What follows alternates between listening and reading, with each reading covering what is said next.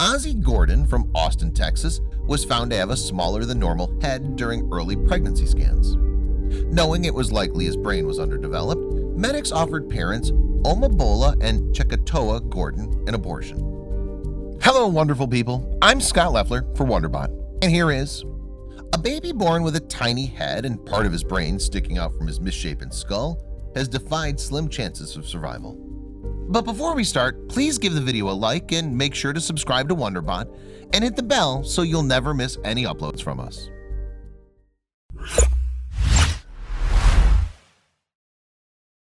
The couple refused but had to create a palliative care plan in the final weeks of pregnancy in the likelihood that Ozzie wouldn't survive the first few days of life. When Ozzie was born, it was clear his skull and brain had not formed correctly.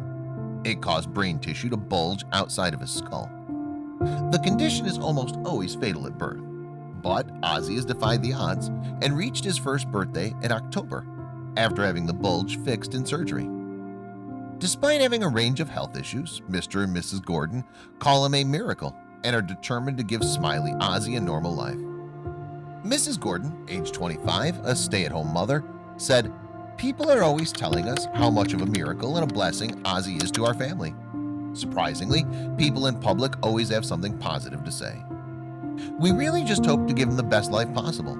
God willing, he lives a long time. We strive to make it as normal as possible for him and to embrace his differences among his peers.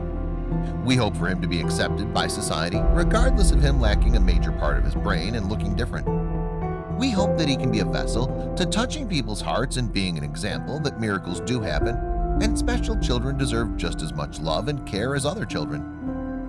Ozzy has microcephaly, a condition where a baby's head is much smaller than expected. It has various causes, including Zika virus. In Ozzy's case, he has the serious birth defect Encephaly, in which a baby is born without parts of the brain and skull. Encephaly is estimated to affect 1 in 4,600 babies born in the U.S., according to the CDC, who say almost all babies with the condition die shortly after birth.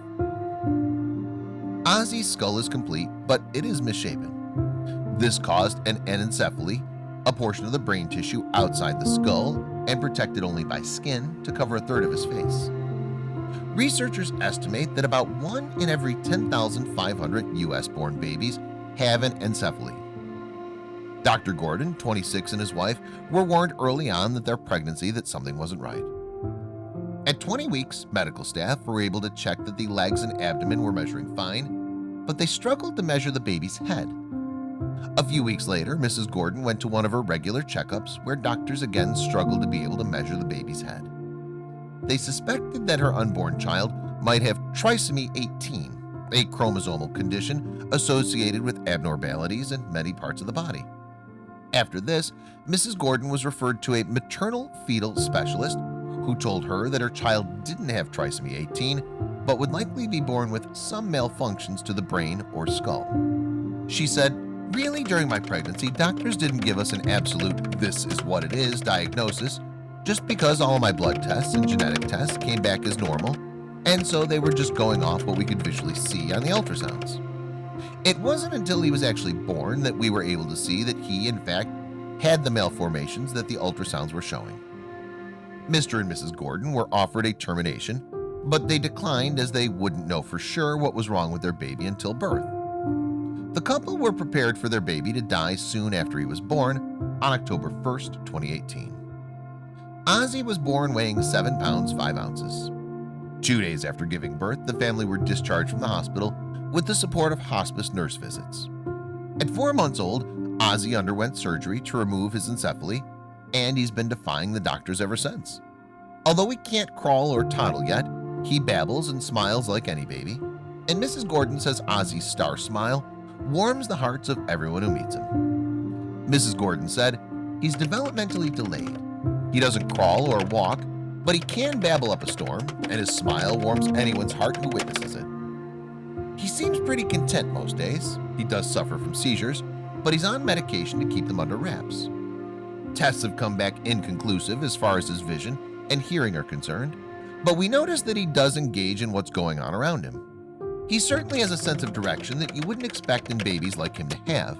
If I'm talking or making noise behind him, you all see him turn around and look around to hear me. Ozzy does suffer from seizures, and he's on medication to keep these under control.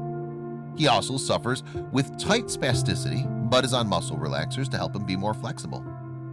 Mrs. Gordon said they're trying to get him on an early childhood intervention physical therapy program to help with his coordination and mobility. The couple are committed to giving Ozzy the best life possible for however long that may be.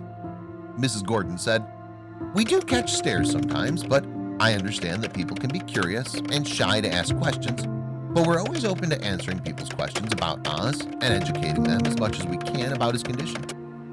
We've had other special needs parents, some that we know and some that we don't, reach out to us and express their gratitude of us doing the right thing by Ozzy and being there for him and loving him the way we do. Mrs. Gordon decided to share their journey on social media to help other families who have children with special needs, and the support has been overwhelming. She said, "For the first few months of Ozzy's life, I was in a dark space, both mentally and emotionally, and I thought that sharing his story with other people would allow me to get out all the feelings that I've been keeping to myself. In hindsight, I'm glad that I decided to share Ozzy's story and tell people about what we were going through with him, because the emotional support we've received has completely surpassed my expectations. I think that very often people think they're going through things alone, and really it's not until we speak up and people are more informed that they can then reach out and show you the love and support you didn't know you needed. It's amazing to see strangers from other parts of the world reach out to me and say how much they're supporting us and praying for Ozzy. That feeling is just unbeatable."